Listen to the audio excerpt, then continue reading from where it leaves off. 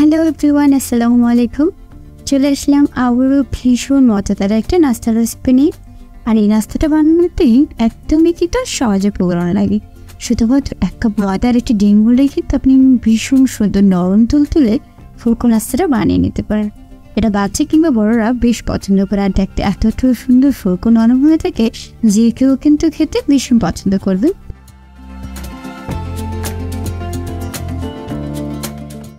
তাই শেয়ার করছি এমন সুন্দর একটা রেসিপি, যার জন্য আমি কিন্তু একটি প্যালেতে একটা ডিম ভেঙে নিচ্ছি আর দিয়ে দিচ্ছি হাফ চামচ ইস্ট। তারপর 2 টেবিল চামচ এখানে আমি চিনি ব্যবহার করছি। অবশ্যই মিষ্টিটা আপনারা আপনাদের প্রয়োজন অনুযায়ী নিয়ে নেবেন। তারপর দিয়ে দিচ্ছি এখানে 1 টেবিল চামচ গুঁড়ো দুধ। তারপর একটা চামচ দিয়ে খুব ভালোভাবে মিক্স করে নেব। খুব ভালোভাবে মিক্স করতে হবে যেন চিনি, ইস্ট আর ডিমটা খুব ভালোভাবে মিক্স হয়ে যায়। তারপর এর মধ্যে আমি 1 কাপ ময়দা দিয়ে দিচ্ছি। এরপর একটা মিক্সারের সাহায্যে যেগুলোকে আমি প্রথমে কিছুটা মিক্স করে নিচ্ছি। তারপর এই মিক্সারটাকে উঠিয়ে আমি হাত দিয়ে খুব ভালোভাবে এগুলোকে মিক্স করে নেব। মিক্সারের থেকে হাত দিয়ে কিন্তু আরও বেশি সুন্দরভাবে মিক্স করা যায়, বা যারা যেমন সুবিধা আমি হাত দিয়ে এটাকে খুব ভালোভাবে কিন্তু মিক্স করে নিচ্ছি। তবে কিছুক্ষণ মিক্স করার পর খুব সুন্দরভাবে কিন্তু ডোটা তৈরি হয়ে যাবে। তো আমি একটু ঢাকনা দিয়ে ঢেকে এটা কিন্তু 1 ঘন্টার জন্য রেস্ট রেখে দিচ্ছি। আর রেস্ট দেওয়ার কারণে এটা কিন্তু 1 ঘন্টা পর ভীষণ সুন্দরভাবে ফুলের উপর দেখতেই পাচ্ছেন না, আপনারা আমি দেখিয়ে দিচ্ছি এটা কতটা সুন্দর একদমই কিন্তু ফুলে গেছে আর নরম হয়ে গেছে। তো আমি এটাকে আবার হালকা কিছুটা মথে নিচ্ছি। অবশ্যই রেসিপিটা তৈরি করতে ইস্ট ব্যবহার করবেন, তাহলে কিন্তু অনেক সুন্দরভাবে ফুলকো হবে। তো আমি কিছুক্ষণ মথে নিয়ে এটাকে কিন্তু একটা সুন্দর রুটি বানিয়ে নেব। আর যার জন্য এবারে একটু রাউন্ড শেপ করে নিচ্ছি। তারপর একটা বেলুনের সাহায্যে আমি আলতোভাবে একটা রুটি তৈরি করে নিচ্ছি।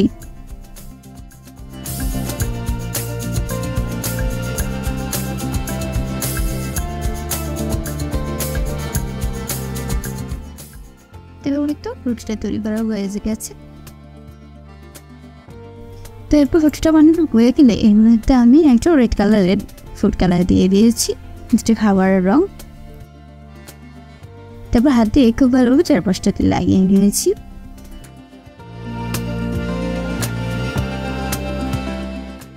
তারপর একটি চাকুর সাহায্যে এবার আমি সব পাশ থেকে কীভাবে কেটে নিচ্ছি আপনি একটু খেয়াল করলে বুঝতে পারবেন। আমি কণা করে সবগুলো সাইড থেকে কিন্তু পিৎজা ব্যাটারের মতো কেটে নেব। আমি সবগুলো সাইড থেকে কিন্তু পিৎজার মতো করে কেটে নিচ্ছি। এটা কিন্তু চাইলে পিৎজা ব্যাটার দিয়েও সুন্দরভাবে কেটে নিতে পারেন, বা হাতের কাছে পিৎজা কাটা না রেখেও চাপান চাকু দিয়েও করতে পারেন।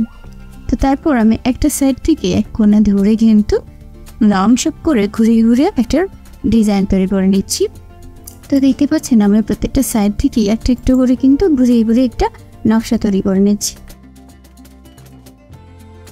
আর সবগুলো কিন্তু আমি আস্তেভাবে তৈরি করে নিচ্ছি।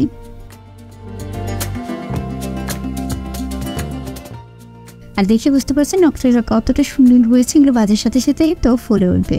তো বাজার জন্য আমি চুলায় তেল গরম করে এবার একটা একটা করে কিন্তু নাস্তাগুলোকে দিয়ে দিচ্ছি। চুলার আঁচটাকে তখন একদম মিডিয়াম থেকে লো আছে কিন্তু ভেজে নিতে হবে। তো এটা দিয়ে অল্প কিছুক্ষণ অপেক্ষা করার পরে কিন্তু দেখা যাবে এটা একদম ভীষণ সুন্দরভাবে ফুলে উঠবে। তো তখন একটা পাশ হয়ে গেলে আমি অন্য পাশটাকেও কিন্তু চামচের সাহায্যে ঘুরিয়ে ভেজে নিচ্ছি।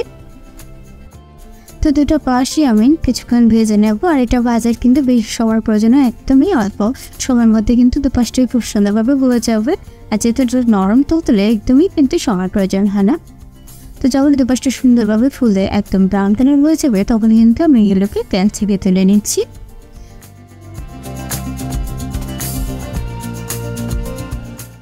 আর গরম গরম এগুলোকে কিন্তু আমি সার্ভ করে নেব।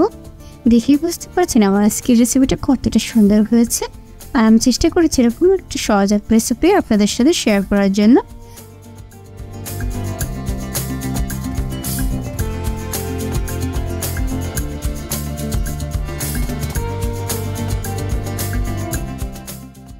যদি আমার রেসিপিটা ভালো লাগে তাহলে প্লিজ আমার চ্যানেলকে সাবস্ক্রাইব করে দেবেন। দেখা হবে নতুন ভিডিওতে। আল্লাহ হাফিজ।